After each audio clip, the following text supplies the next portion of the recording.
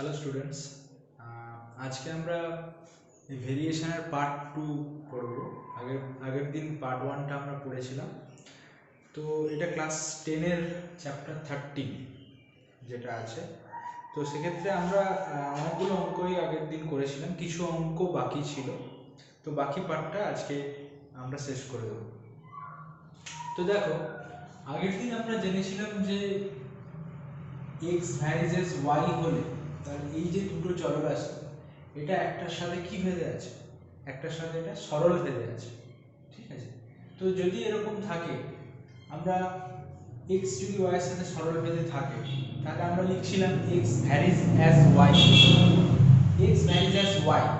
কিন্তু যখন আমরা বলছি x ভ্যারিজ অ্যাজ y, তখন আমরা কি উল্টো দিক থেকে এটা বলতে পারবো যে y also varies as x? এটা কি আমরা বলতে পারবো? এটা আমরা বলতে পারবো।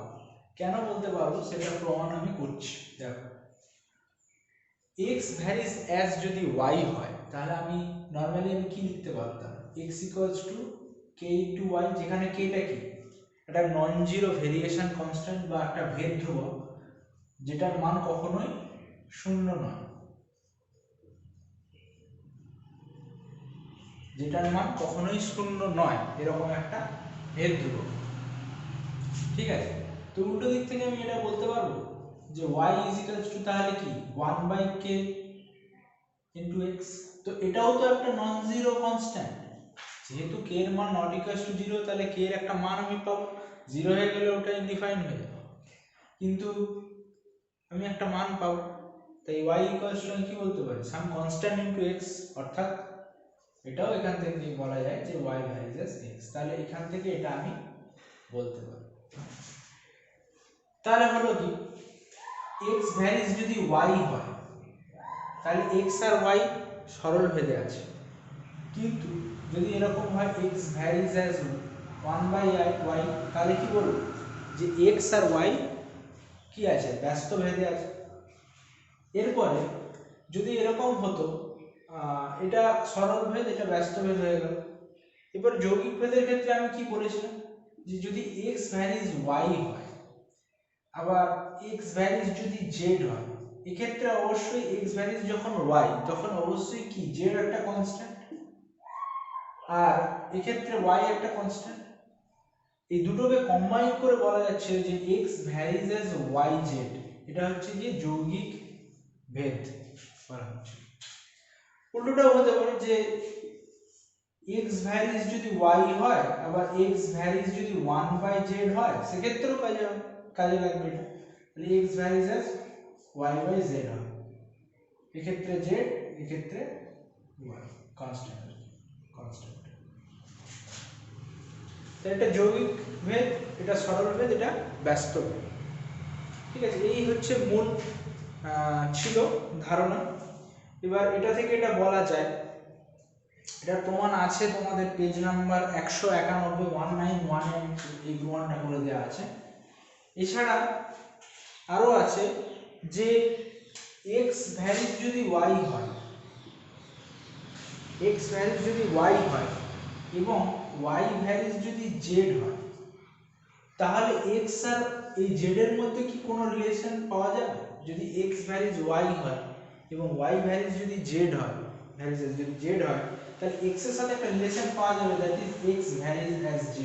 কোথা থেকে হচ্ছে? স্বাভাবিক, সিম্পল একদম। x k1 ধরলাম, y তো k1 নট ইকুয়াল টু 0, ওটা লিখছি না।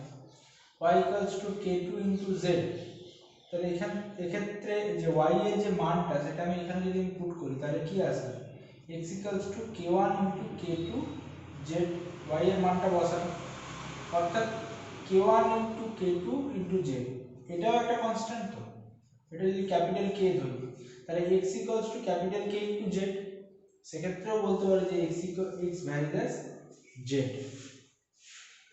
তাই এটা থেকে আমি এটা এই দুটো থেকে আমি এটা পেলাম। এটা 191 পেজ নাম্বার 191 এ এটা করে দেওয়া আছে। দেখো, এরপরে যে অঙ্কগুলো আমার বাকি ছিল সেই অঙ্কগুলোই চলে আসছি আমি। পেজ নাম্বার 196 কোষে দেখি যে 13 যে আছে সেটাতে আমি চলে আসছি।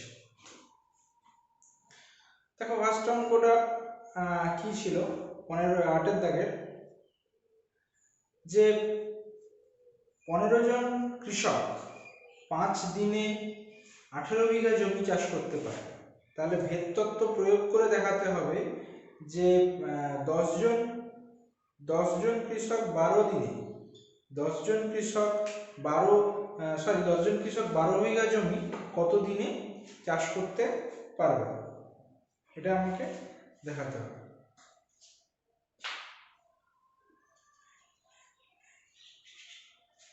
তাহলে এটা ঐকিক নিয়মের সাহায্যে প্রমাণ করা যায়, কিন্তু আমি বলেছিলাম যে বলে দেওয়া আছে ভেদ তত্ত্ব অনুসারে, অর্থাৎ আমাকে ভেদের যে রুলস সেগুলো দিয়ে আমাকে প্রমাণ করে দেখাতে হবে। কি আছে যে 15 জন কৃষক 5 দিনে 18 বিঘা জমি চাষ করতে পারে। তাহলে কৃষকের পরিমাণটা আমি যদি ধরে নিই,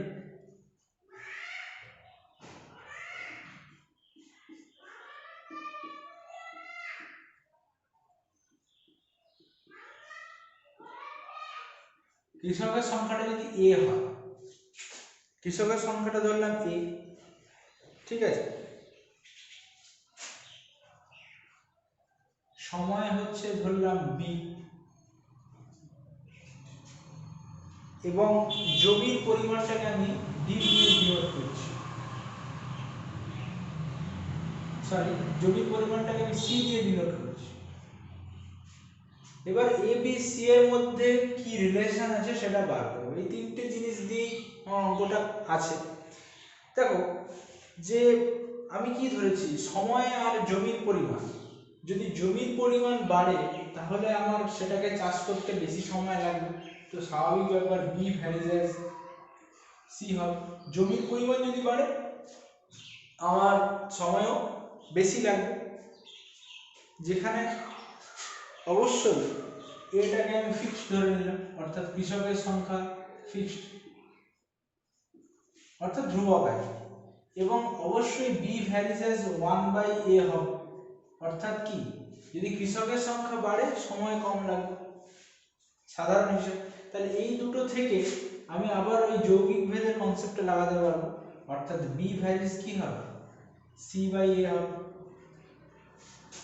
যৌগিক ভেদের কনসেপ্ট থেকে। অর্থাৎ আমি বলতে পারবো তো যে b = k * c/a, যেখানে অবশ্যই k ≠ কি 0, আর k ভেদ ধ্রুবক এটা লিখতে হবে। এবার দেখো বলে দেওয়া আছে যে একটা মানগুলো দেওয়া আছে, সেখান থেকে মানগুলো প্রয়োগ করে কি হবে, k এর মানটা চলে আসবে। তাহলে k এর মানটা কত, ab/c। এক্ষেত্রে ফার্স্টে যেটা বলা আছে যে 15 জন কৃষক 5 দিনে 18 বিঘা জমি চাষ করতে পারে। 15 জন কৃষক, তাহলে a এর মানটা 15,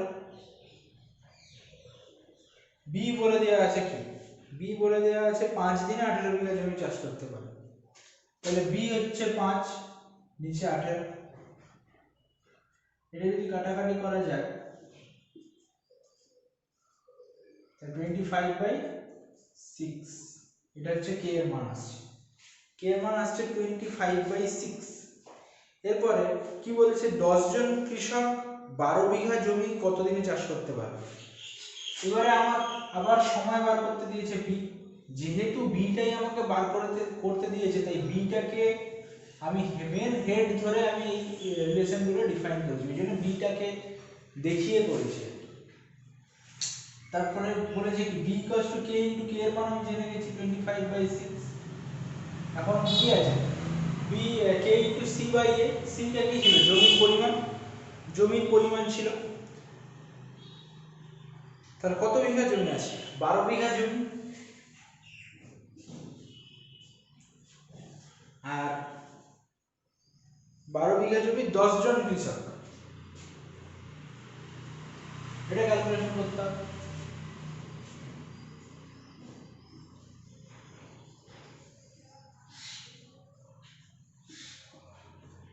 অর্থাৎ 5, এর অ্যানসারটা এসছে 5। অর্থাৎ কত দিনে চাষ করতে পারবে, 10 জন কৃষক 12 বিঘা জমি 5 দিনে চাষ করতে পারবে। 10 জন কৃষক 12 বিঘা জমি 5 দিনে চাষ করতে পারে। এটা ছিল 8 দাগ। আমরা এরপর 9 দাগটা দেখব।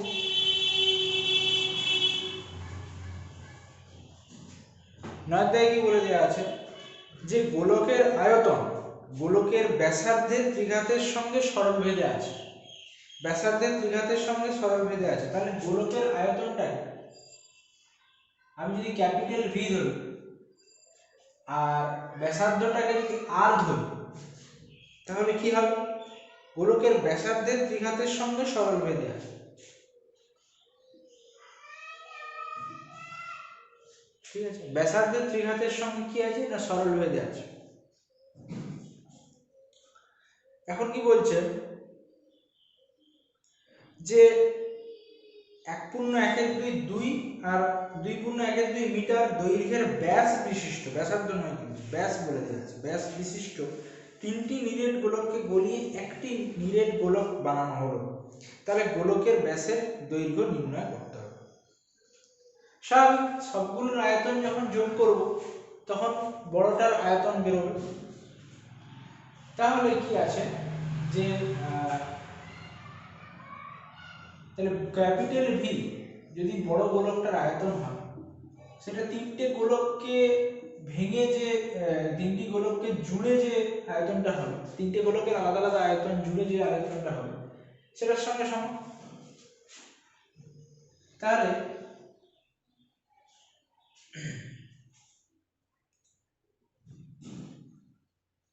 দেখো এটার ক্ষেত্রে কি ভি ভ্যারিজেস আর কিউব বলা আছে, অর্থাৎ প্রত্যেকটা ক্ষেত্রে ভি ভ্যারিজেস আর কিউব হয়, অর্থাৎ ধ্রুবকের মানটা প্রত্যেকটা ক্ষেত্রে তো সমান থাকে। কারণ ভি এর মানটা কে আর কিউব হয়। কেটা কি? যেখানে একটা ভেদ ধ্রুবক, নন জিরো কনস্ট্যান্ট। এই সম্পর্কটা সবসময় প্রত্যেকটা ক্ষেত্রেই বজায় থাকে, শুধু ব্যাসার্ধের মানটা পরিবর্তন হচ্ছে। তো প্রথমে ব্যাসার্ধটা কি ছিল? 1.122, সরি ব্যাস ছিল এটা 3/2, তাহলে 3/4 হবে ওর ব্যাসার্ধ। তাহলে k ইনটু 3/4 এর cube plus k into v2 টা কত ছিল? ব্যাস কত ছিল? 2, অর্থাৎ ব্যাস 2 মানে ব্যাসার্ধ কি 1 প্লাস k ইনটু 2.1 অর্থাৎ 5/2 হচ্ছে ওর ব্যাস ছিল। তাহলে 5/4 হচ্ছে ওর হচ্ছে গিয়ে ব্যাসার্ধ। তাহলে কে যদি আমি কমন নিই কি আসছে?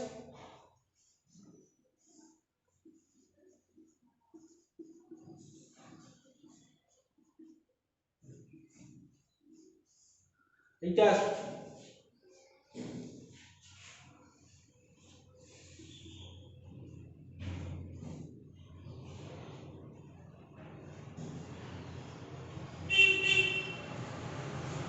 এটা আসছে। তাহলে এই সম্পর্কটা প্রত্যেকটা গোলকের ক্ষেত্রেই খাটছে। তাহলে এটাও এক্ষেত্রে আসছে, তাহলে কে ইনটু আর কিউব। তাহলে ক্যাপিটাল আর যদি বড় গোলকটার ব্যাসার্ধ হয় তাহলে ক্যাপিটাল আর কিউব সমান কি এইটা, অর্থাৎ 216/64। এক্ষেত্রে আর কি পাবো? আর ইকুয়ালস টু 216/64 1/3 অর্থাৎ 6/4 অর্থাৎ 3/2 এর ব্যাসার্ধ পেয়ে গেল। তাহলে ব্যাসটা কি হবে? 3 হবে। ব্যাসটা কি 2 দিয়ে গুণ করলে 3 হয়ে যায়, অর্থাৎ আরটা পেয়ে গেলাম আমি এইটা 3/2 ব্যাসার্ধ। তাহলে ব্যাসটা কি? ব্যাস বার করতে দিয়েছে, 2 দিয়ে গুণ করলে 3 কি 3 মিটার।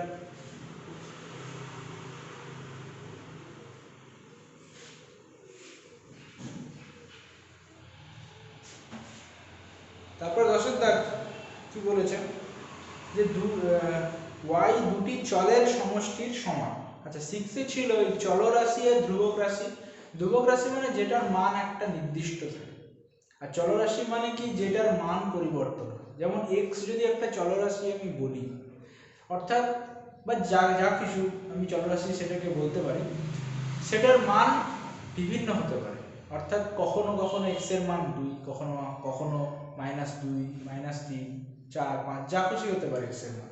অর্থাৎ x এর কোনো নির্দিষ্ট মান নেই। x কেন, তুমি যে কোনো চলরাশির কোনো নির্দিষ্ট মান নেই, অর্থাৎ ওর মান পরিবর্তন হচ্ছে, তাই ওটাকে চলরাশি বলা হয়।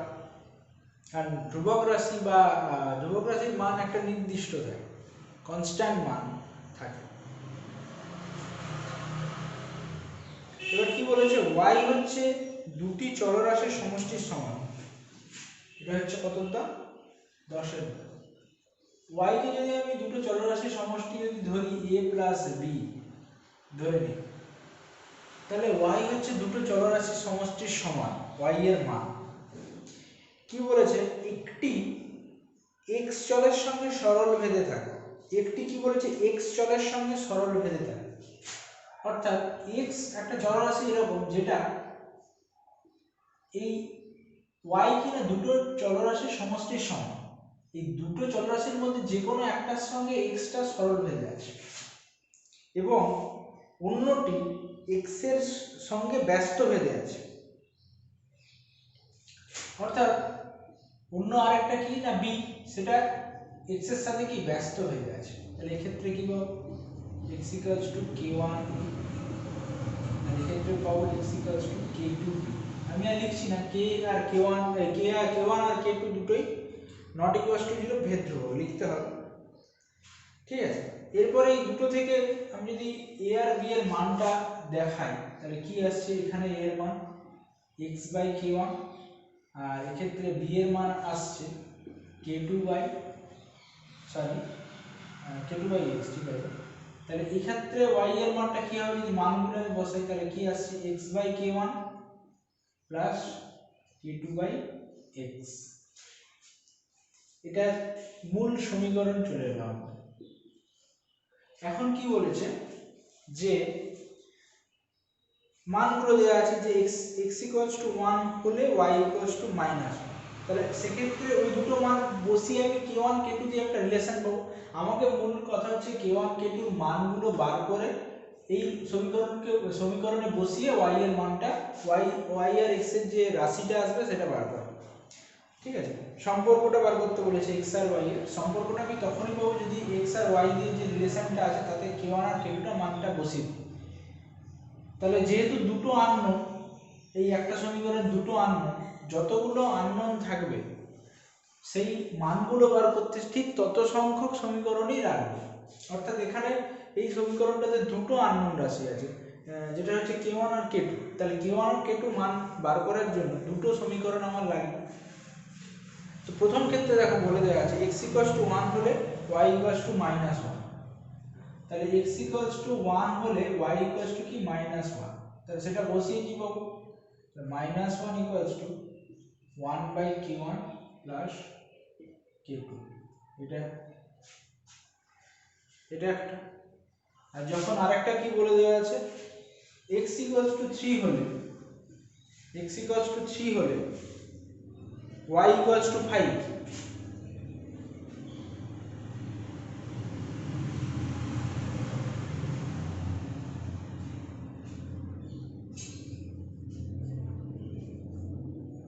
এই দুটো, তাহলে এই দুটোকে যদি আমি আবার 2 3 দিয়ে দিই, এই দুটোকে আমাকে সমাধান করতে হবে। এই দুটো সমাধান করে k1 আর k2 এর মানটা বার করতে হবে। তাহলে এইটাকে যদি আমি 3 দিয়ে গুণ করি, তাহলে কি থাকছে, 3/k1 প্লাস 3k2 -3। আর নিচেরটা কি ছিল, জাস্ট আমি লিখে দেবো, ওটা =5। তাহলে দুটোকে যদি আমি বিয়োগ করি কি থাকছে, এটা কেটে গেল, ক্যান্সেল। এটাকে যদি লেখা হয় তাহলে কি থাকবে,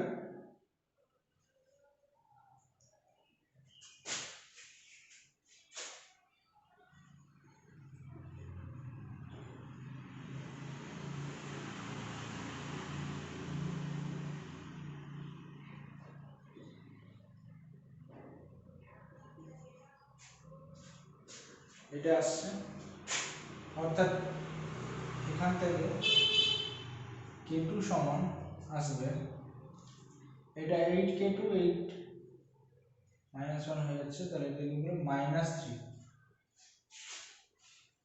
k2 -3। তারপর যে কোনো একটা সমীকরণে বসিয়ে তুমি k1 টা পেয়ে যাবে, k1 টা আসছে, k1 টা আসবে যে কোনো একটা সমীকরণে k2 এর মান বসিয়ে দিয়ে k1 টা চলে আসবে, k1 এর মান আসবে হাফ, k1 এর মান আসছে হাফ। তাহলে এবারে এই এক নম্বর সমীকরণের মানটা বসাবো, তাহলে y কি আসছে, k2 এর মান হচ্ছে -3 আর k1 এর মান হচ্ছে হাফ।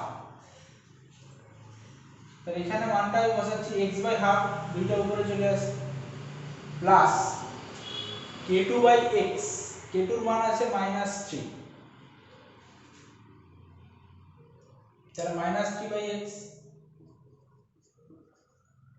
এই সমীকরণটা হচ্ছে x আর y এর মধ্যে সম্পর্ক, এটাই চেয়েছি, এই মানটা বার করতে হবে, x আর y এর মধ্যে সম্পর্ক নির্ণয় করতে হবে, এই মানটা এসছে, এটা অ্যানসার, রিকোয়ার্ড অ্যানসার দিস।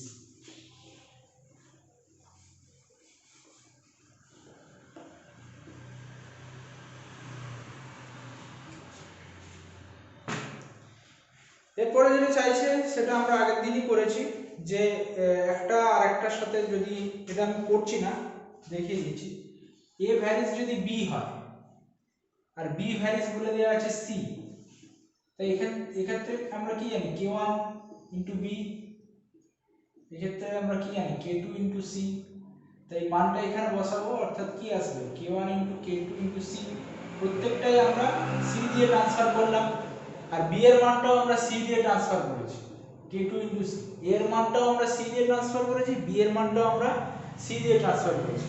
এরপরে আমাকে দেখাতে হবে যে a কিউব যে রাশিটা আছে একটা আরেকটার সাথে ভ্যারিজেস দেখাতে বলে দেওয়া আছে, তাহলে দুটোর যদি ভাগফলটাকে আমরা ধ্রুবক দেখাতে পারি, যেগুলো আগের দিন অনেক অঙ্ক হয়েছে, সেই কি বলা আছে যে a cube b cube plus b cube c cube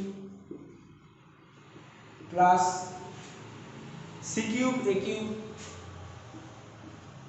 varies as something দেখাতে বলে দিয়েছে। ওই রাশিটাকে যদি আমি নিচে লিখি, অর্থাৎ যেটা লেখা আছে abc * a cube plus b cube plus c cube, এই রাশি যেটা আছে মান, এই দুটোর মান, এই মানটা এইখান থেকে মানগুলো নিয়ে যদি বসাই, তাহলে যে কোনো একটা ধ্রুবক রাশি আসবে, অর্থাৎ c দিয়ে আমি রিপ্লেস করব প্রত্যেকটা, এর মানটা k1 k2 * c বসাবো, b এর মানটা k2 * c বসাবো, c এর মানটা তো নরমালি c বসাবো। যদি দেখায় বসিয়ে, তাহলে দেখবে c পুরো কেটে গিয়ে সবগুলোই k1 k2 দিয়ে ইন টার্মস অফ আসছে, অর্থাৎ সবগুলো যে রাশিটা আসবে সেক্ষেত্রে এও থাকবে না, বিও থাকবে না, সিও থাকবে না, একটা ধ্রুবক রাশি আছে। তাহলে এইটা বা এইটার সঙ্গে যদি আমি ধ্রুবক দেখাতে পারি, তাহলেই বলতে পারবো এটা ভ্যারিজেস এটা। তো সেটা করবে, এর মান বসাবে k1 * k2 * c, b এর মান k2 * c, আর c এর মান এমনি তো নরমালি c বসিয়ে এটা ক্যালকুলেশন করে দেখবে a b c কোনোটাই আসবে না, যে কোনো ধ্রুবক মান আসবে।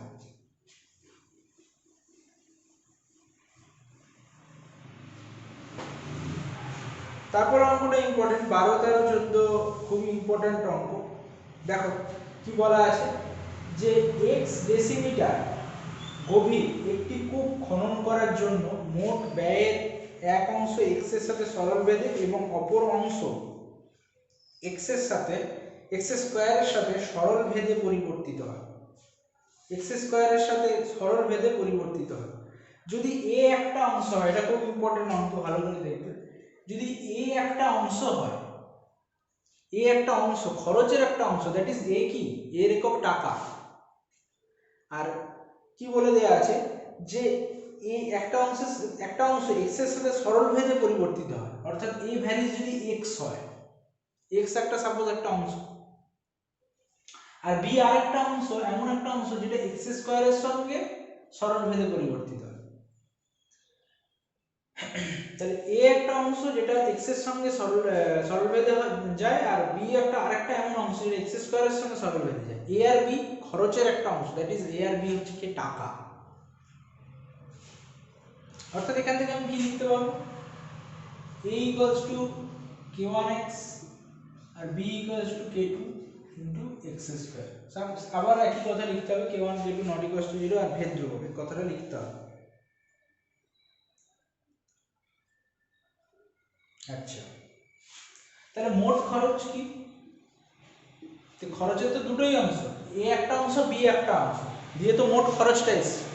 একটা অংশ খরচের একটা অংশ x এর সাথে কি সরলভেদে, আর আরেকটা অংশ x স্কয়ারের সঙ্গে সরলভেদে আছে। তাহলে মোট অংশটা কি? মোট খরচ সেটা হচ্ছে a প্লাস b, সেটার মান হচ্ছে k1x প্লাস k2x স্কয়ার। এটা হচ্ছে মোট খরচ। মোট খরচ এটা a প্লাস b, কারণ ওটা টাকাতে আছে। এইবারে বলে দেওয়া আছে প্রথমটা, যে যদি 100 ডেসিমিটার এবং 200 ডেসিমিটার কূপ খনন করার জন্য 5000 টাকা এবং 12000 টাকা ব্যয় হয়, তার প্রথমে খরচ হয়েছে 100 ডেসিমিটার কূপের জন্য কত খরচ হয়েছে? 100 ডেসিমিটার কি কাজের একটা অংশ, তাহলে x এর মান এখানে কি 100, কত খরচ হয়েছে 5000 টাকা। তাই প্রথমে যদি 5000 হয়, তাহলে k1 into 100 plus k2 into 100 square, এটাকে সিম্পলিফাই করবে এবং করার পরে জিরো, অনেকগুলো জিরো কাটবে। কাটার পরে সিম্পলিয়েস্ট ফর্ম যেটা আসবে সেটা হচ্ছে k1 plus 100 k2 equals to 50। এটা এক নম্বর। তারপরে সেকেন্ড যেটা বলা আছে যে 200 ডেসিমিটার একটা কূপ খনন করতে 12000 টাকা খরচ হচ্ছে।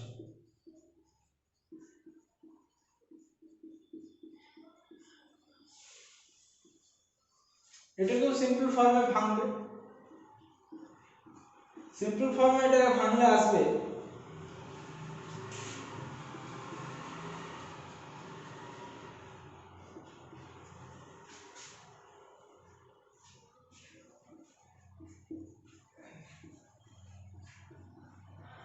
এইটা আসবে।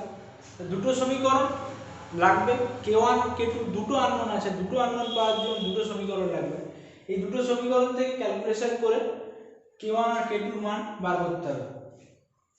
তাহলে 2 থেকে 1 যদি বিয়োগ করে দিই, তাহলে k1 আর k1 টা ক্যান্সেল হয়ে যাবে, থাকবে কি 100 k2 10। তাহলে k2 কি হবে 110, যে কোনো একটা থেকে k1 এর মান বেরিয়ে যাবে।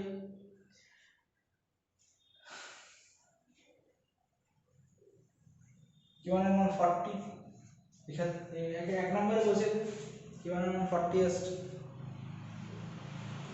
তাহলে মোট খরচ কত? মোট খরচ a প্লাস b, তাহলে a প্লাস b এর মানটা কত আসছে k1x, k1 এর মান কত 40, তাহলে 40x plus k2x square, k2 মানে আগে 10 এইটা। এরপরে তোমাদেরকে বলা আছে যে তাহলে 250 ডেসিমিটার কূপ খনন করার জন্য কত ব্যয় হবে, তাহলে x এর মান কত 250, তাহলে মোট খরচ a প্লাস b টা বার করতে হবে। 40 ইনটু 250 প্লাস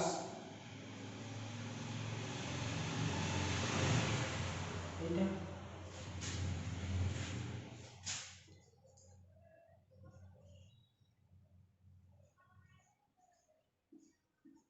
পঁচিশের স্কয়ার 625।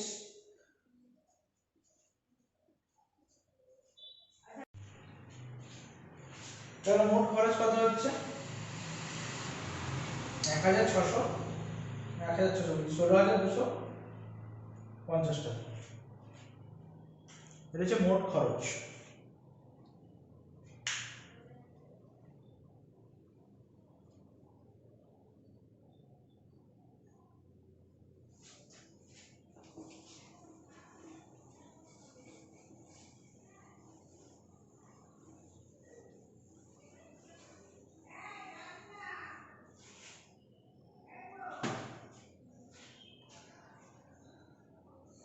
তারপরে কি আছে 13 দ্বারা যেটা আছে চোঙের আয়তন ভূমির ব্যাসার্ধের দৈর্ঘ্যের সাথে উচ্চতার সঙ্গে যৌগিক ভেদে আছে। চোঙের আয়তন ভূমির ব্যাসার্ধের দৈর্ঘ্যের বর্গের এবং উচ্চতার সঙ্গে যৌগিক ভেদে আছে। অর্থাৎ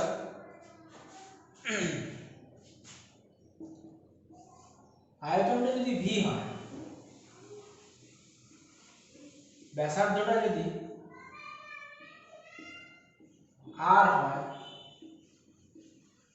উচ্চতা কি এইচ। এবার বলছি যে আয়তনটা ভূমির ব্যাসার্ধের দৈর্ঘ্যের বর্গের সাথে এবং উচ্চতার সাথে যৌগিক ভেদে আছে, তাহলে ভিটা ব্যাসার্ধের বর্গের সাথে আর উচ্চতার সাথে যৌগিক ভেদে আছে। এরপর বলেছে দুটো চোঙে, তাহলে এক্ষেত্রে আবার ওই একই ভি ইকুয়ালস টু কি কে আর স্কয়ার এইচ। এরপর বলেছে যে দুটি চোঙের ভূমির ব্যাসার্ধের দৈর্ঘ্যের অনুপাত দেওয়া আছে। তাহলে ব্যাসার্ধের দৈর্ঘ্যের অনুপাত মানে সাধারণ অনুপাত যদি আমি x ধরে নিই,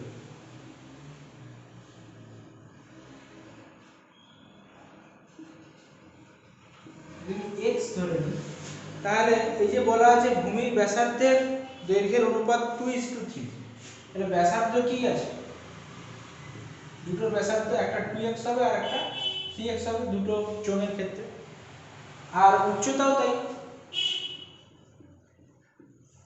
উচ্চতার অনুপাতটা কি বলা আছে 5:4, তাহলে একটা 5x যদি হয় আর একটা কি হবে 4x হবে। তাহলে দুটো চোঙের দুটো আয়তনের অনুপাত কি হবে, তাহলে একটার আয়তন যদি v1 হয় আর একটা যদি v2 হয়, তাহলে v1 by v2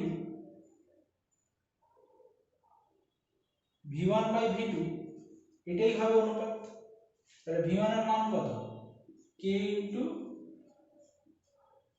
into 5x, আর এখানে v2 এর মান কত k ইনটু, সেটাই হবে k ইনটু, যদি বসিয়ে দিই মানটা, তাহলে এটা হচ্ছে নির্ণয় অনুপাত।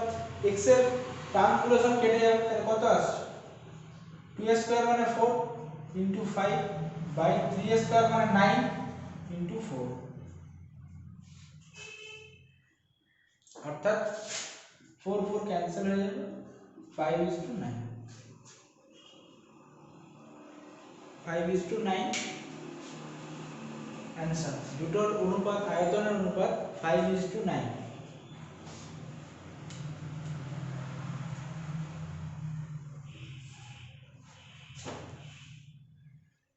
এরপর কি বলা আছে,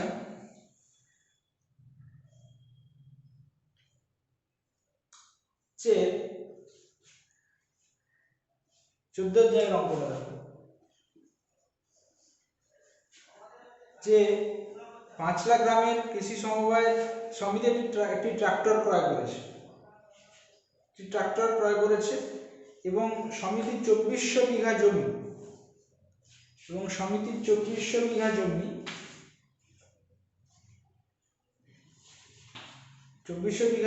25টি লাঙল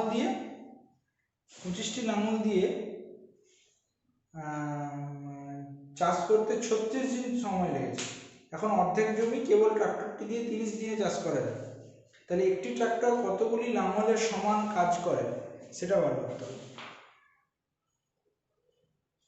একটি ট্রাক্টর কতগুলি লাঙলের সমান কাজ করে সেটা বার করতে হবে।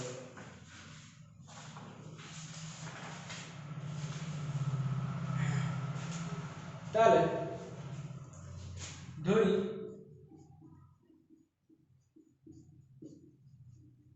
জমির পরিমাণ হচ্ছে a। কিছুক্ষণ আগে একটা এরকম অঙ্ক করেছি যে জমির পরিমাণ, লাঙল আর সময়, এখানে আবার ধরো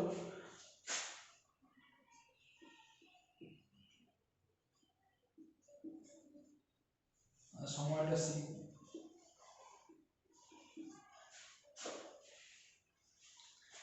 তাহলে b এর সঙ্গে কিরকম সম্পর্ক, জমির পরিমাণ বাড়বে লাঙলও বাড়াতে হবে, কিন্তু b এর সঙ্গে সি এর সম্পর্কটা ব্যস্তানুপাতিক হবে, কারণ সময় লাঙল বেড়ে গেলে সময়টা অলরেডি কমে যাবে। তাহলে এই দুটোকে কম্বাইন করে দিলে অর্থাৎ যৌগিক ব্যাধি কি হবে, a by c অর্থাৎ b equals to k into a by c।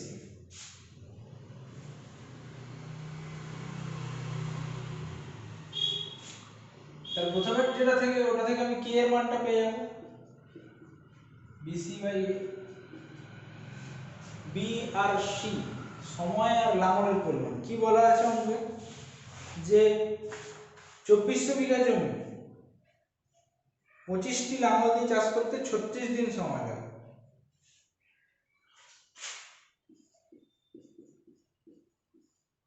জমির পরিমাণ 24, এটা ক্যালকুলেশন করলে আসবে কত,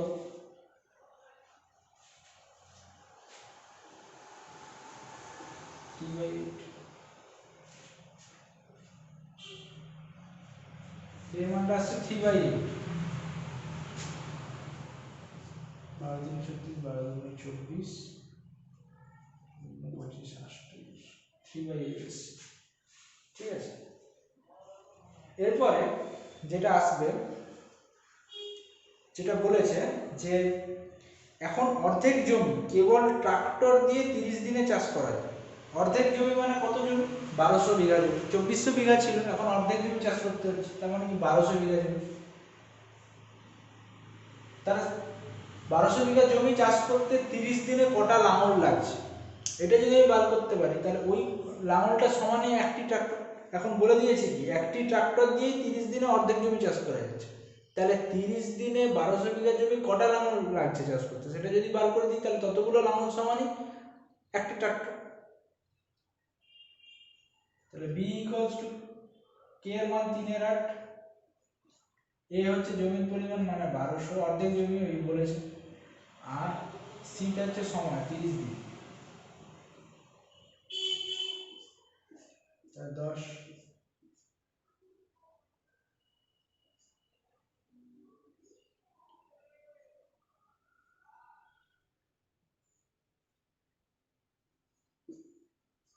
15। তাহলে b ইকুয়ালস টু 15 অর্থাৎ কি 15টি লাঙল লাগছে। তাহলে একটি ট্রাক্টর সমান কি কটা লাঙল, 15টি লাঙল।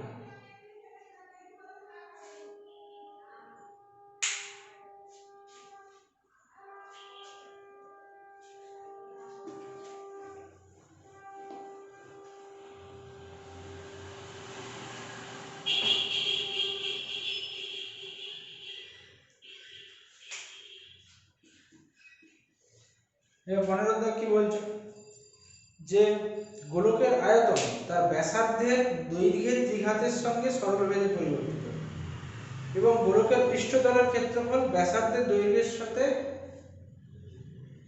সরলভেদে পরিবর্তিত, দৈর্ঘ্যের বর্গের সাথে সরলভেদে পরিবর্তিত। কি বলেছে, যে গোলকের আয়তনটা ব্যাসার্ধের দৈর্ঘ্যের সাথে দৈর্ঘ্যের দ্বিঘাতের সঙ্গে সরলভেদে পরিবর্তিত, অর্থাৎ ব্যাসার্ধটা যদি r হয়, ভলিউম বা আয়তনটা যদি v হয়, তাহলে ব্যাসার্ধের দৈর্ঘ্যের দ্বিঘাতের সঙ্গে সরলভেদে পরিবর্তিত হয়। আবার বলেছে কি না, কিছুদিন আগেই এই গোলকটা করে এসেছো, কি বলেছে পৃষ্ঠতলের ক্ষেত্রফল তার ব্যাসার্ধের দৈর্ঘ্যের বর্গের সাথে সরলভেদে পরিবর্তিত হয়।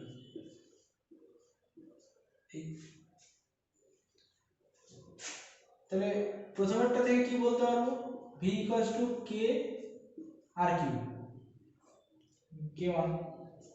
k1 টাও ধ্রুবক, k1 not equals to 0 constant, এটা কি k2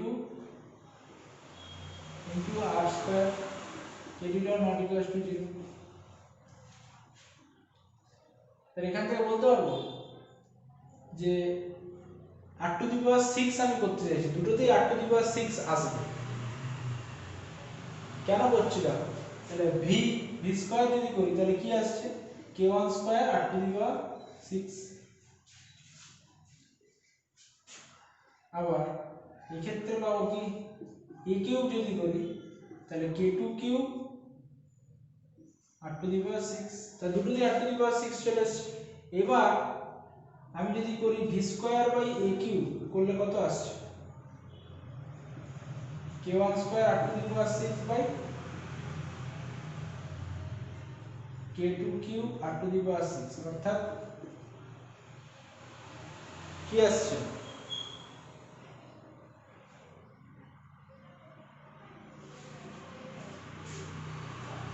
k1 square by k2 cube, এটাই চলে আসছে। তাই এটা সমান আমি ধরে নিতে পারি বড় কে, এটা তো ধ্রুবক, তাহলে অবশ্যই কি বলতে পারবো v square varies as a cube, বলতে পারবো v square varies as a cube, অর্থাৎ পৃষ্ঠতলের আয়তনের আয়তনের বর্গ, গোলকের আয়তনের বর্গ, তাহলে আয়তনের বর্গ করেছিলাম, আর পৃষ্ঠতলের কি, পৃষ্ঠতলের ক্ষেত্রফলের ঘনের সাথে সরল হয়ে যাচ্ছে, দেখাতে পারবো।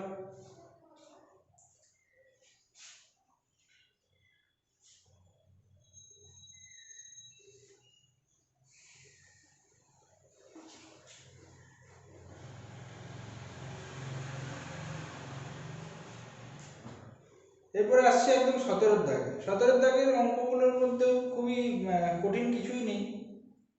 ওই প্রথমেরটা x varies as y square আছে, তার মানে কি 17 দাগের প্রথমেরটাতে কি আছে, x varies as y square আছে, তার মানে এখান থেকে কি পাবো x ky স্কয়ার। তাহলে একটা মান দিয়ে দেওয়া আছে, সেক্ষেত্রে a এবং y যখন 2a, তখন x a, y যখন 2a into k, তো x a, এক্ষেত্রে এইখান থেকে কি পাবো, k এর মানটা পেয়ে যাবো a বাই 4 স্কয়ার আর 1 বাই 4a।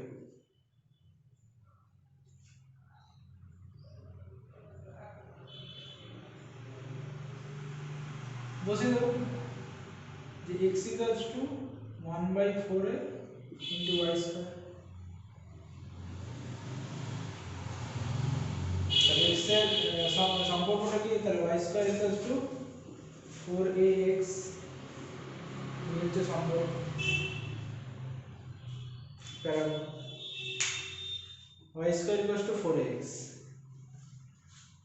তারপরটা একই রকম, ভেদ ধ্রুবক তিনটির গুণফল, x ভ্যারিজ অ্যাজ y আছে, k1 ধরে নেবে, তারপরটা k2 ধরবে, y ভ্যারিজ অ্যাজ z, তারপরটা k3 ধরে নেবে, যে k1 k2 আর k3 এর মান বার করে তিনটে গুণফল বার করলে দেখবে এক আসবে।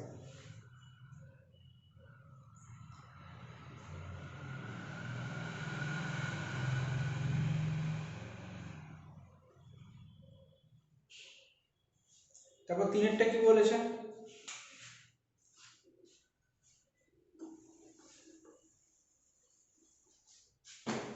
তিনেরটা কি বলে দেওয়া আছে যে x varies as 1 by y, x varies as 1 by y, সেক্ষেত্রে কি পাবো x k1 বাই y, তারপরটা কি আসছে y varies as z, y k2 into z, এবার আর z ভ্যারিজ অ্যাজ x আছে,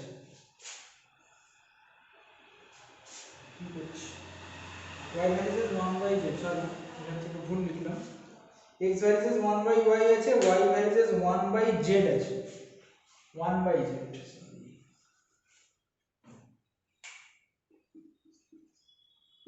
k2 বাই z। আমাকে x আর z এর মধ্যে সম্পর্কটা দেখাতে হবে, তাহলে y এর মানটা এখানে আছে, সেই মানটা আমি এখানে বসাবো, k1 বাই যখন এটা আমি করব তখন কি আসবে, এটা উপরে চলে আসবে আর এখানে নিচে k2 থাকবে, তাহলে এটা ধ্রুবক, x ভ্যারিজ অ্যাজ z, এইটাই প্রমাণ করেছিলাম তোর সঙ্গে।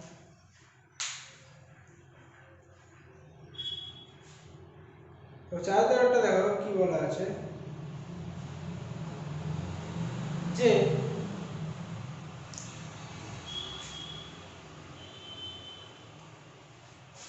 চারটা কি বলে দেওয়া আছে যে x ভ্যারিজ অ্যাজ yz,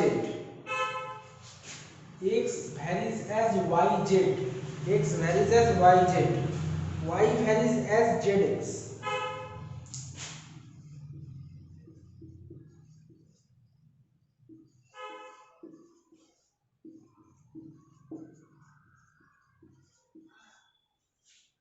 অবশ্যই k1 টা নট ইকুয়ালস টু 0, k2 টা নট ইকুয়ালস টু 0। এবার কি বলা যায় আছে যে z একটা অশূন্য ধ্রুবক, মানে z এর মানটা 0 নয় এরকম হচ্ছে নাকি দেখাতে হবে। তাহলে এক্ষেত্রে আমি এখান থেকে কি পাবো, k1 এর মান কত পাবো, এখান থেকে x/yz, ঠিক আছে। আর এখান থেকে কি পাবো, k2 এর মান কত পাবো, y/zx, k2 এর মান y/zx। তাহলে k1 ইনটু যদি আমি k2 করি কত আসছে, x/yz ইনটু y/zx, k1 আর k2 এর মান সমান আসছে 1/z²। তাহলে z² ইকুয়ালস টু 1/k1k2 সমান z ইকুয়ালস টু হচ্ছে 1/k1k2 সমান ক্যাপিটাল কে ধরতে হবে। তাহলে z এর মানটা কি, অশূন্য একটা ধ্রুবক, কারণ k1 k2 এর মান নট ইকুয়ালস টু 0 ছিল, তাহলে ওটা দিয়ে তৈরি যে কোনো রাশির মানই নট ইকুয়ালস টু 0 হবে। যে কোনো রাশি বলতে প্রোডাক্ট ফর্মে আছে যেহেতু। এটা 17 দাগের 4 একটা ছিল।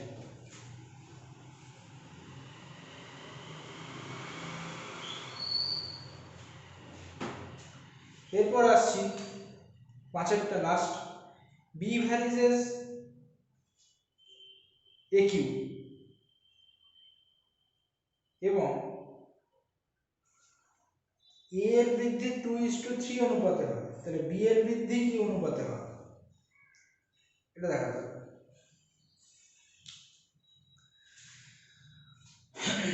তাহলে b ভ্যারিজেস aq আছে, তাহলে b ইকুয়ালস টু কি, k aq, ওই k নট ইকুয়ালস টু 0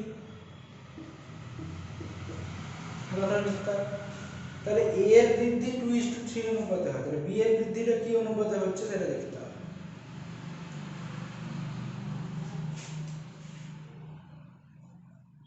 আচ্ছা, তাহলে b এর বৃদ্ধি যদি b1/b2 টা যদি b এর বৃদ্ধি হয়, b1/b2 টা যদি b এর বৃদ্ধি হয়, মানে b1 টা যখন,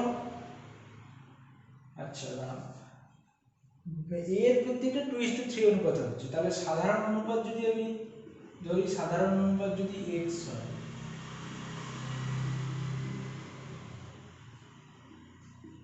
যদি সাধারণ অনুপাত x হয়, তাহলে বৃদ্ধি হয়েছে এর বৃদ্ধি কত কত হয়েছে, 2:3 অনুপাতে হয়েছে। তাহলে একবার 2x বৃদ্ধি হয়েছে, একবার 3x বৃদ্ধি হয়েছে। তাহলে যখন 2x বৃদ্ধি হয়েছে তখন b এর মান কত, আর যখন 3x বৃদ্ধি হয়েছে তখন b এর মান কত। দুটোর অনুপাতকে যদি আমি b1/b2 এটা যদি অনুপাত লিখি, তাহলে কি পাবো, একবার পাবো k ইনটু 2x এর কিউব, আরেকবার পাবো k ইনটু 3x এর কিউব, x এর কিউব ক্যান্সেল হয়ে যাবে, তাহলে 8/27, মানে আলটিমেটলি কি থাকছে, 2 এর কিউব বাই 3 এর কিউব, এটাই তো থাকবে। আমি বলেছিলাম যে 1 থেকে 10 এর কিউব আর 1 থেকে 30 এর স্কয়ার মনে রাখতে, না হলে কিন্তু সমস্যা হবে। তাহলে এই ক্ষেত্রে অনুপাতটা কি হবে, b এর বৃদ্ধির অনুপাত, তাহলে এটাই লিখতে হবে b এর বৃদ্ধি অনুপাত।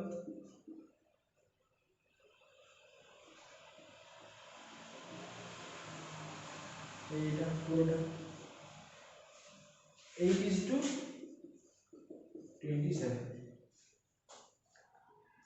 এই হচ্ছে ছিল মূল অঙ্কগুলো, মোটামুটি শেষ হয়ে গেছে। এরপরে শর্ট কোশ্চেনগুলো আমি 17 দাগটা করলাম, 15 দাগ আর 16 দাগটা করলাম না।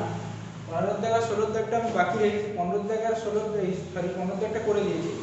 16 দাগে এ বি সি এই তিনটে একদম এমসিকিউ টাইপের কোশ্চেন আছে, শূন্যস্থান পূরণ এসব আছে, এটা আমি করালাম না।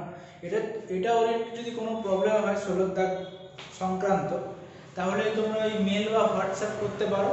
ওই হোয়াটসঅ্যাপ নাম্বার হচ্ছে 9083253466, অথবা মেল করে দিতে পারো studentsforum@students2020@gmail.com। ঠিক আছে, এক্ষেত্রে তোমরা মেল বা হোয়াটসঅ্যাপ করে দিতে পারো। 16 দাগ সংক্রান্ত যদি কোনো জিজ্ঞাস্য থাকবে।